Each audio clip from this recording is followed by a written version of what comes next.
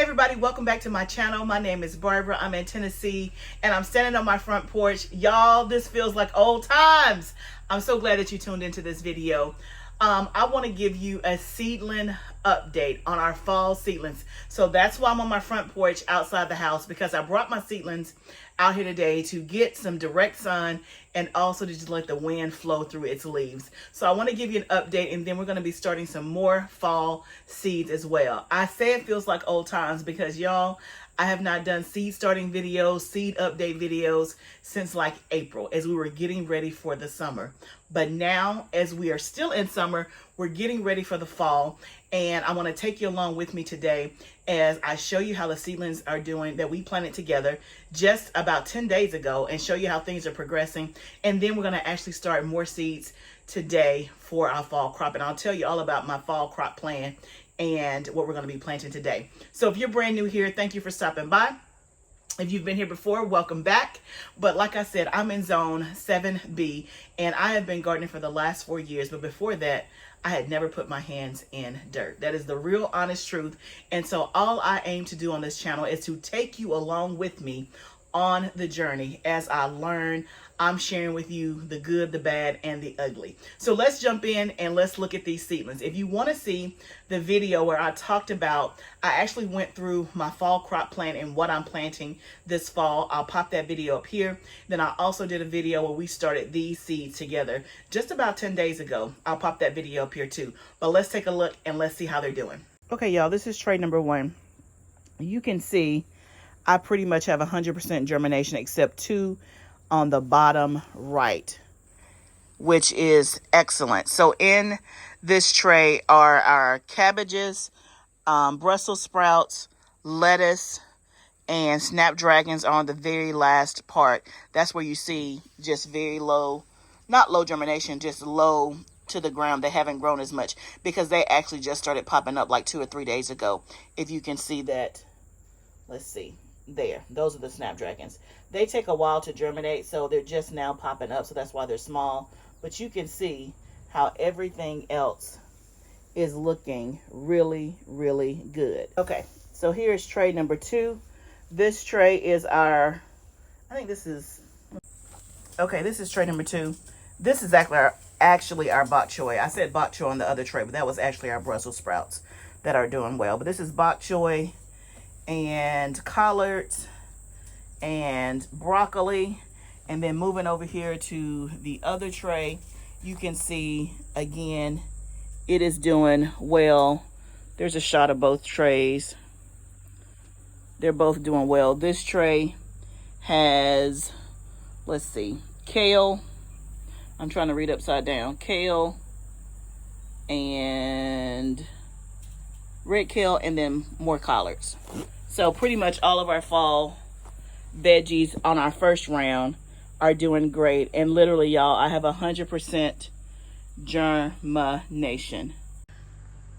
Y'all, that is so exciting and encouraging. 100% germination, except those 2 little snapdragons. And I'm not going to count them out because the snapdragons can take up to 14 days to germinate. And the little germination that you see, that just started popping up a couple of days ago. So, I mean, I'm calling it 100% germination.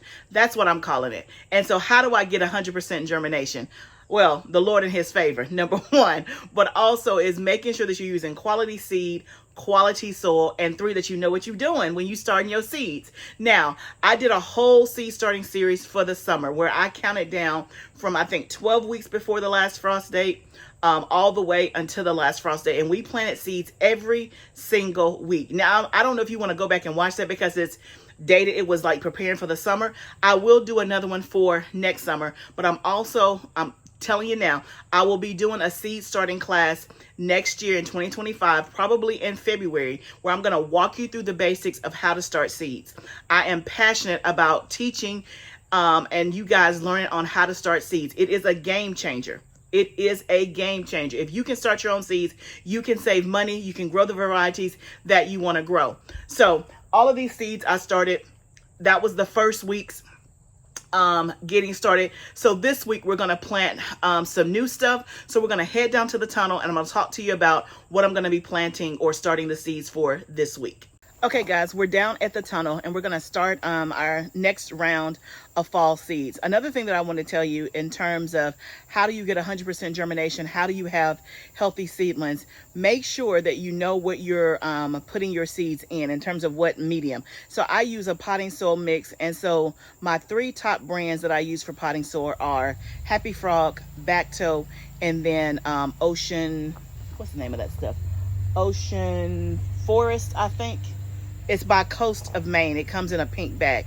Those are the 3 that I use when I'm starting seeds. So I don't use a seed starting mix per se, like the traditional kind. Now I also do make my own seed starting mix, and I'm out of it right now, so I'm just using potting soil, and that's what I use for these. But if you want to know how to make your own potting soil, I do have a video about that as well. But also, let me show you people always ask me all the time, what products do you use?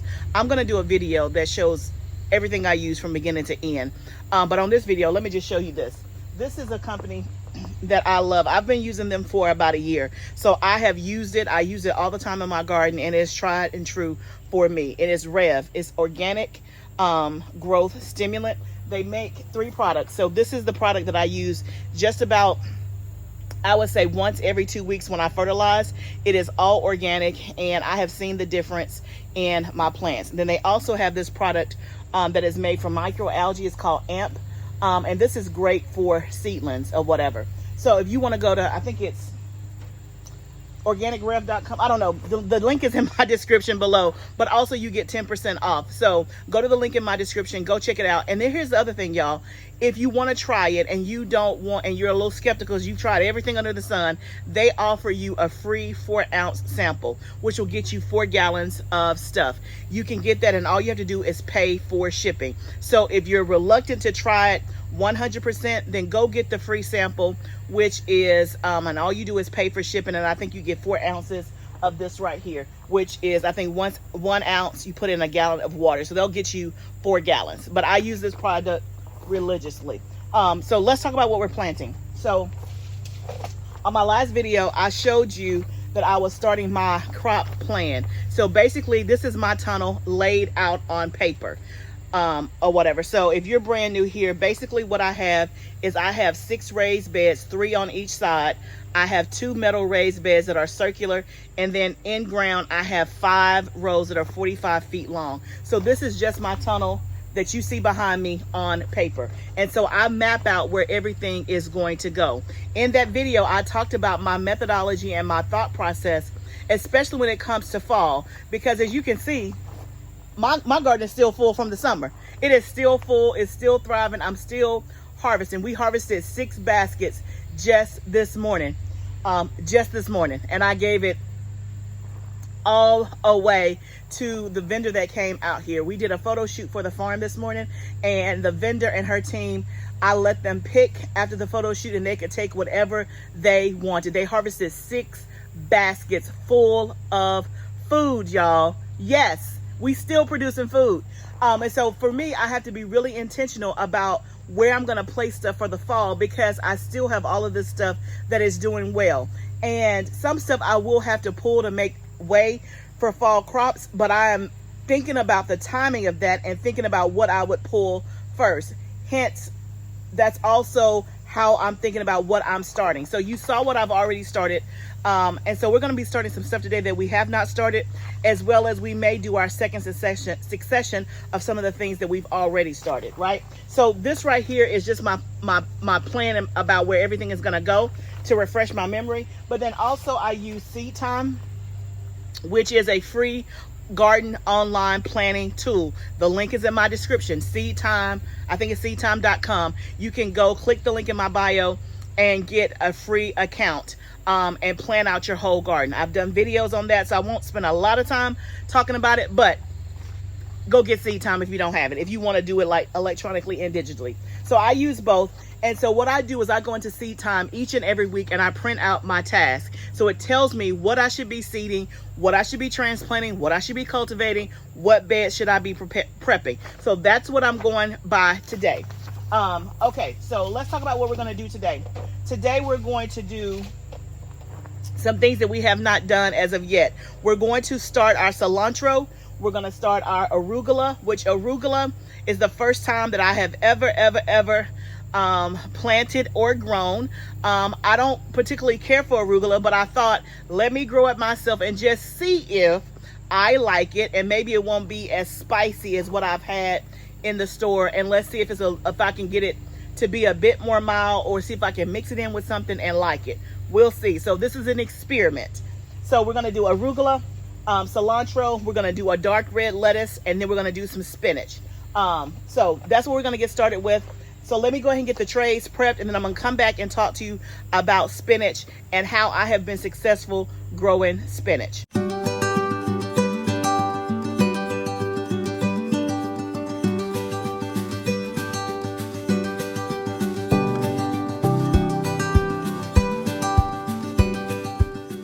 Okay, so I got all of my soil in here. I got my labels done. I forgot to wet my soil, so I will go back and wet my soil. I know I forgot we had a hose busted. I don't know about y'all, but y'all, we go through probably at least 2 to 3 hose pipes a year. They bust. I have not found the perfect hose pipe that will not bust. Let me know if you have one that you've had for like a year. I would love to know, because I don't have that story. But anyway, I'll go back and water my soil. But I want to talk to you about spinach, because for years I had a hard time growing spinach. My first 2 years I tried spinach, no success. But the last 2 years that I've grown spinach, I have had an abundance, and I feel like I finally figured out some of the secrets to growing spinach. So number one, spinach takes a long time to germinate. So it's not going to be like a bok choy. Like bok choy will germinate literally in like 2 days, like 48 hours, you got stuff sprouting up. Lettuce, things like that, kale, all within, 4 to 6 days. But spinach can take up to 14 days. So you may think, oh, these seeds hadn't germinated, and then just give up, but they're on their way. But here is a tip that will help your spinach seeds germinate quicker, and that is they like cold stratification. What is that? That means putting them in a cold place. So my spinach has been in my freezer since the last time that I planted it. I just keep this case in my freezer and keep it cold. What happens is it goes through a period of being cold by being in the freezer, and then when I bring it out to start the seeds, it almost like breaks its dormancy a lot quicker, because it's like, oh, it's warm. And so the seed germinates much quicker. And there's many crops that benefit or do better when you cold stratify them. Lavender is one, eucalyptus is one, spinach. Some lettuces do better when you cold stratify. But there's quite a few things that do better if you cold stratify them. So I have had success with my spinach germinating by cold stratification. Also, give it time, because again, it takes a little bit longer than the rest. Also, I always double seed my spinach, so to make sure that I get some good germination. And I'll wait until it gets to at least a little bit of a size before I transplant it. Now, can you direct seed spinach? You can, but I don't want to direct seed my spinach right now, because I still have summer crops in here, and it's a little bit too warm in this tunnel. That's why I am starting these seeds, and they will be in my house. Just like the seeds that I showed you at the beginning of the video, they've been in my house since I started them. I only brought them outside today to get some sun and to get some airflow, but they'll go right back in my house. I will not keep them outside in the heat. Now, this week is very pleasant in our area. It's in the 80s, which is very unusual. So it's not extremely hot. But in the tunnel, if it's 80 out there, it's still 100 in here. So that's a tip on spinach. So I'm going to go ahead, wet my soil, seed this, and then we will be done with that tray and with our round 2 of fall crops.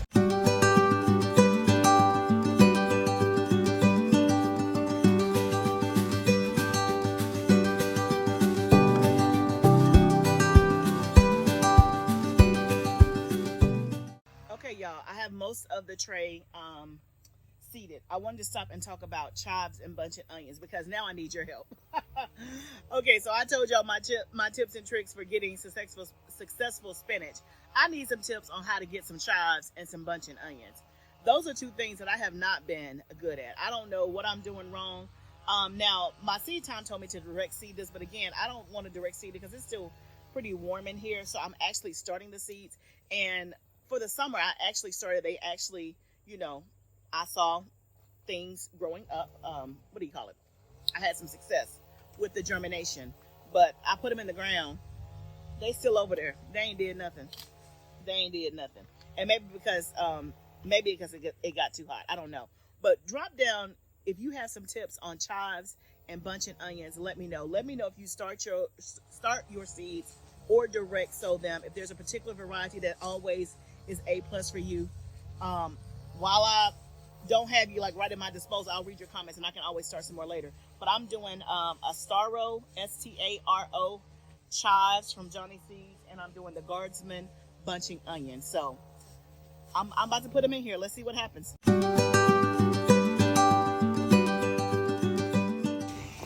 Okay, guys, this whole tray is done.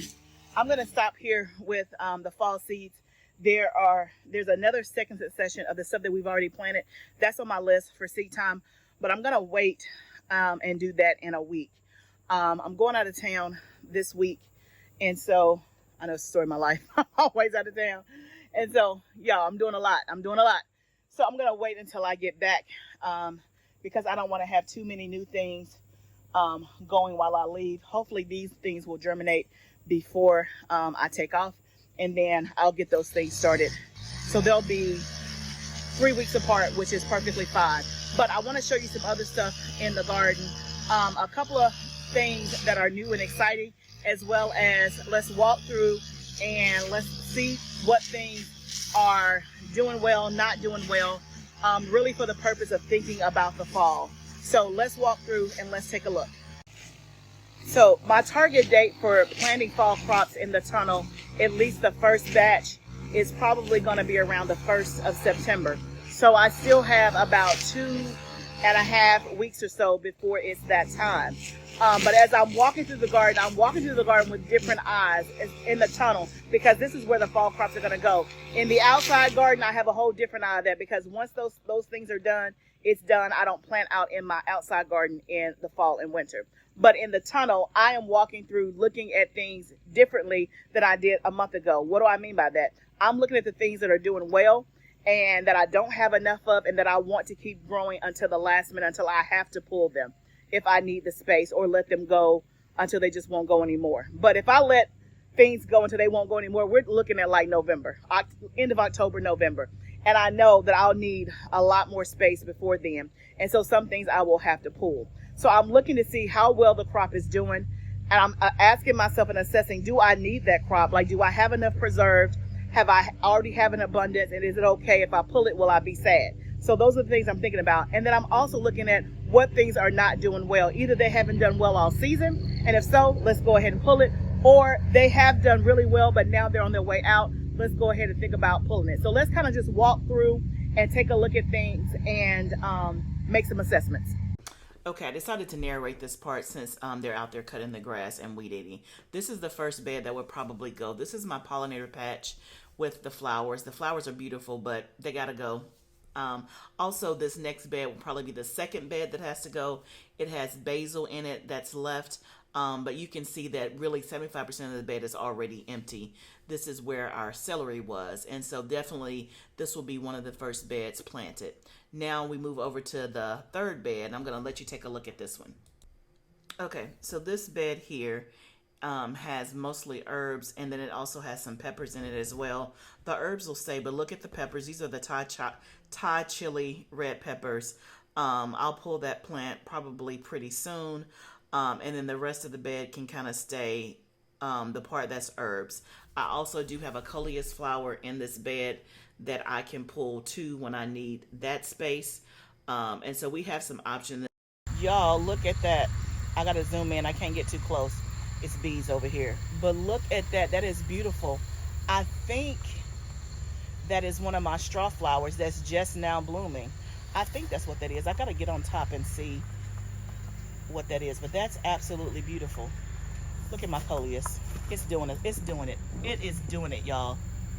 This coleus, it's my first time ever growing it. It is absolutely beautiful.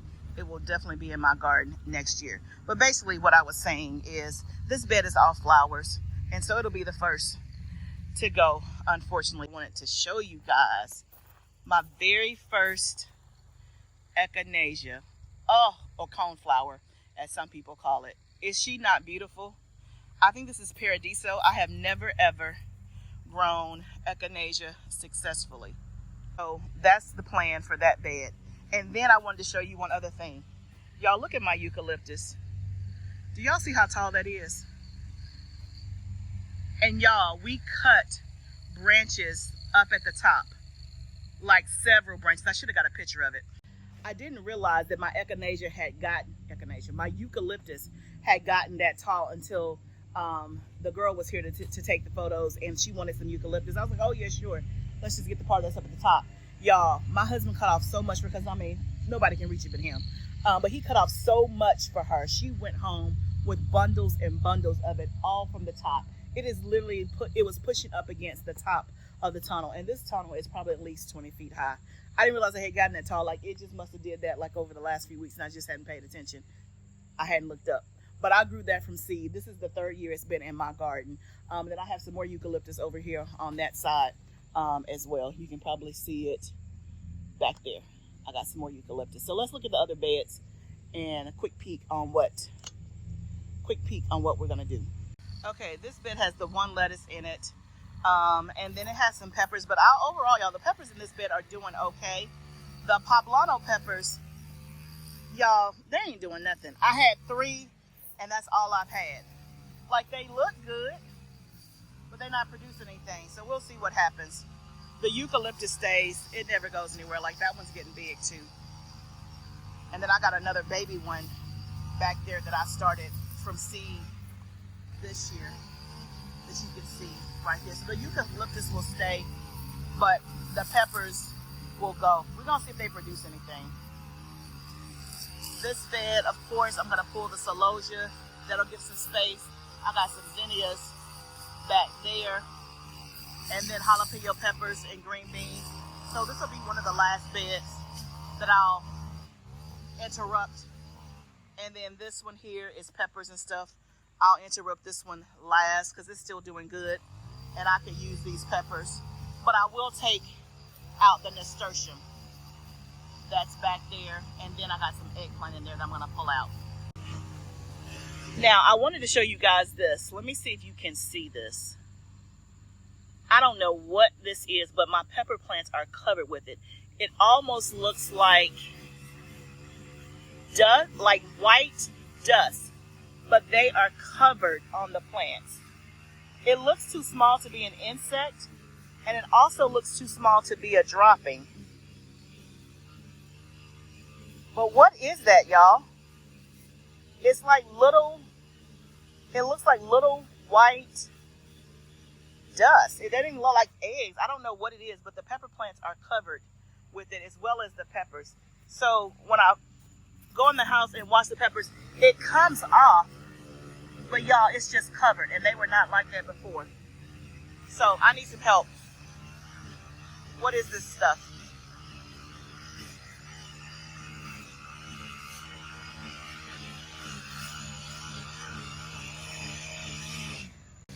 Okay, y'all, let's look at the tomato plants.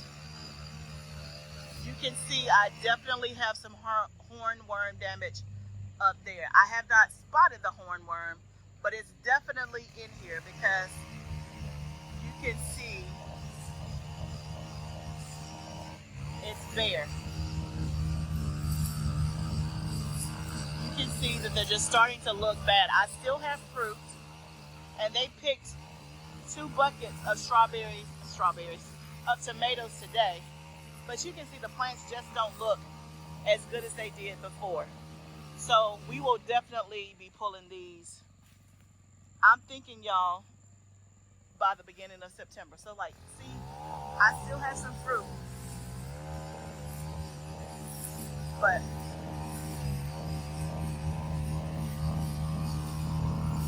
you can see it's brown in here. It just looks worn, right? And then certain places you can see there's been some hornworm damage. But like, look here. Beautiful, perfect tomatoes there. You can see there's definitely some hornworm damage on this, for sure. So as you can see, there's some things that are still doing great. There's some things that definitely are on their way out. And there's some things that's just kind of status quo. The tomatoes for sure, which is good, but not good. So I have plenty of tomatoes in my freezer. I have tomatoes on my counter. So if I don't get any more tomatoes, I am really good. If I could get maybe 2 to 4 more gallon size freezer bags, that would be even better. And probably in my house right now, I have enough for at least 2. So really, if I get 2 more, then I'm really to the good. And y'all, I gave away so many tomatoes today because I'm going out of town. I have been processing, freezing stuff. And once you get through a whole big batch, you're just like, I just need a breather. I need to take a break. I'm not complaining, but it's always good to be a blessing to somebody else. And what I have found is that really the principle is true. The more you give, the more you receive. And so I have not lacked for anything this season. God has blessed this garden abundantly above all that I could ask or think. Remember, y'all, we prayed. We had a garden prayer. If you weren't here, I did a garden prayer over the gardens at the beginning of the season. And y'all, I am standing as a witness that it has been fulfilled. Every time I give stuff away, I just get more back. So I'm not concerned about what I gave away. I'm not concerned if I don't get another tomato. But it is good because that if I take out these 2 rows of tomatoes, that opens up 2 45-foot rows. And that's where the kale, the Brussels sprouts, broccoli, and all that stuff is going to go. So that's going to work out really, really great. So the things that I would plant out first, obviously, would be my Brussels sprouts, broccoli, and all of that kind of stuff. The kale, I'll be doing that all throughout the season. So if the kale has to wait for a bed, no problem. So actually, that's going to work out again. And it makes me feel better when I have to pull something that's not doing great versus pull something that is doing great. It hurts my heart, y'all. It hurts. Even though I'm taking out food to get more food, you hate to take out a plant that's just producing for you and giving you its all. But that's the toggle when it comes to gardening. So y'all, I feel good about where we are. We have done 2 rounds of fall start. So everything that we're going to start for the fall has been started at least one time. So now it's just multiple successions of those things. And then we have not done the things that are going to be direct seeded. So we'll wait for that. But everything that's supposed to be that I wanted to do as a seed, we have at least started and have the first round of that going. And then we can just do multiple rounds. I've kind of mapped out my fall crop plan. I'm like taking assessments. And I have a general idea of when I will start putting stuff in the ground and swapping it out from summer until fall.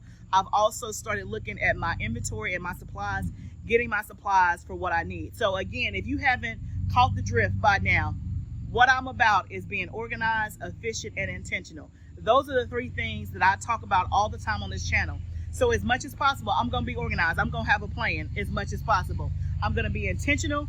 And then I'm going to be efficient. That means having systems and things in place that's going to help me garden, because I don't garden full time. It's a side thing, right? That I love so much. I love it as much as I do HR, which is my business, right? So I have to be efficient. I have to be, and if I'm going to produce and survive, right? So one of the things that I've already looked at is my inventory. What things do I need to order? So I'm ordering hoops this week. I'm ordering row cover this week because when I put my fall crops in the ground, I will take you along with the journey. I did this for the first time last year. I'm going to show you what I did last year, and I had much better success than I've ever had with my fall crops. I'll show you what that is when we get to that step. But y'all, thank you for joining me today in the garden, and I think our seedlings are looking good. I hope that you think so too. I hope that your gardens are going well. I hope that if you're doing a fall garden, that your seedlings are doing well. If not, do it again and again until you get it. Or if you need to go buy transplants, you can do that too. But y'all, thank you for meeting me in the garden. If you have not subscribed to my channel, I would love for you to subscribe and be a part of this community where we talk about all things gardening, homesteading, cooking from scratch, sourdough, all the things. So remember, gardening is a journey. Let's grow together. I'll see you next time, friends.